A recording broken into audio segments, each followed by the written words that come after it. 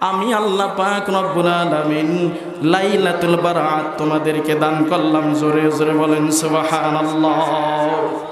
এগুলো হলো আমাদের পয়েন্ট, যে এই স্থানে গিয়ে আমরা অল্প সময়ে অনেক সওয়াব কামাইতে পারবো। বলেন সুবহানাল্লাহ। আচ্ছা বলেন, আজকের রাত আর লাইলাতুল কদরের রাত কি মর্যাদা সমান? জোরে বলেন সমান? আজকের রাত আর এই শবে বরাতের রাতের কদর কি সমান? না, মর্যাদা সমান নয়। আল্লাহ পাক কিছু পয়েন্ট রেখেছেন আমাদের জন্য, যে পয়েন্ট মতো কাজ করলে অল্প সময়ে অনেক কিছু হাসিল করা যায়। কথা বলেন ঠিক কি না? সম্মানিত হাজিরিন, কেমনে নেক কাজ অল্প সময়ে বেশি করা যায়? আল্লাহ পাক আমাদের জন্য লাইলাতুল বারাত দিয়েছেন। পয়গম্বর আলাইহিস সালাতু ওয়াস সালাম ডাকতে বলেন, বান্দারে ইযা কানাত লাইলাতুন নিসফি মিন শাবান ফাকুমু লাইলাহা ওয়া সুমু ইয়াওমাহা। আল্লাহ ডাকতে বলেন, ও দুনিয়ার মানুষ, আমি আল্লাহ পাক তোমাদের জন্য এমন কিছু পয়েন্ট বানাইলাম, ওই পয়েন্টে পয়েন্টে দাঁড়াও বান্দা, দাঁড়াও। অল্প সময়ে অনেক নেক কাজ করতে পারবা বান্দা, বান্দি আর পাগলামি করবি না। আয় শবে বরাত নামের একটা রাত আমাদের সামনে। কথা বলেন ঠিক কিনা? কথাটা মনে পড়ে গেল, আল্লাহর বান্দা কয়েক মিনিট কথা বলে যায়। ও মা ও বোন, কান পেতে কথাগুলো শুনতে হয়। এই শবে বরাত আল্লাহ পাক আমাদেরকে কেন দিলেন? আল্লাহর বান্দা,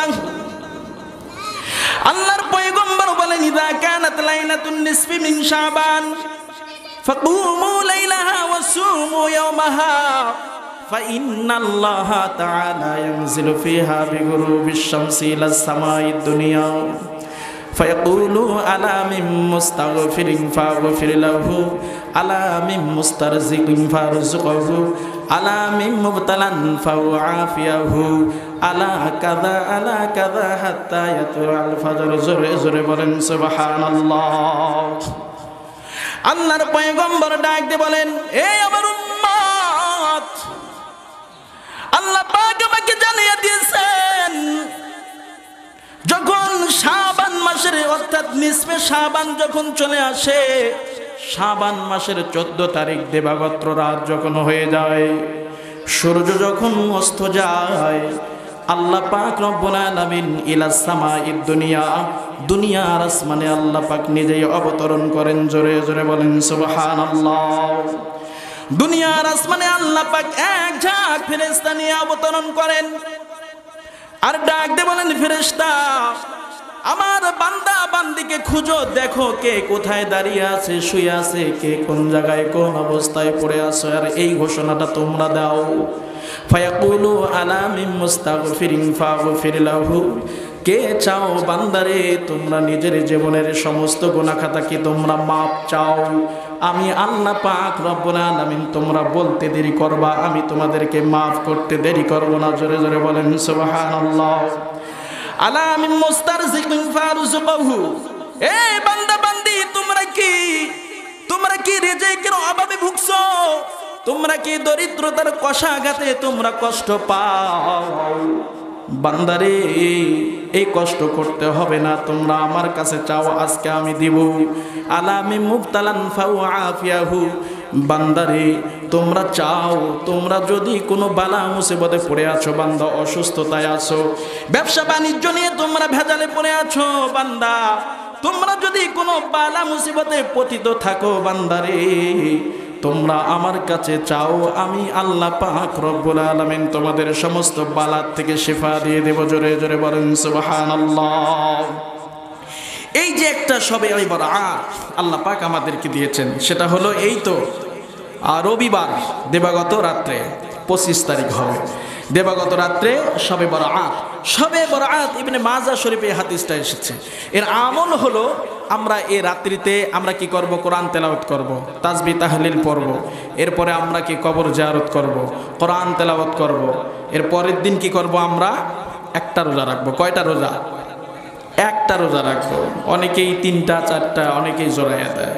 তবে হ্যাঁ, যদি কারো অভ্যাস থাকে আয়ামে বীজের রোজা রাখা, 13, 14, 15 3টা রোজা রাখে, সেখানে নিয়ত করতে হবে যে আমি একটা রোজা কি সবে বরাতের নফল রোজা রাখলাম, আর 2টা আয়ামে বীজ তো আমি করেই থাকি।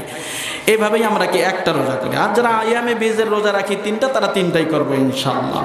সম্মানিত হাজিরিন, তাহলে আল্লাহ পাক রব্বুল আলামিন আমাকে আপনাকে দুনিয়াতে পাঠিয়ে দিয়ে কিছু কিছু জায়গায় আল্লাহ পাক এমন কিছু জায়গায় পয়েন্ট রাখলেন, এমন সুযোগ রাখলেন, যেখানে বান্দা অল্প সময়ে নিজে এত পুঁজি অর্জন করতে পারবে যে বান্দার নিজেরও খবর নাই। কথা বলেন ঠিক কি না?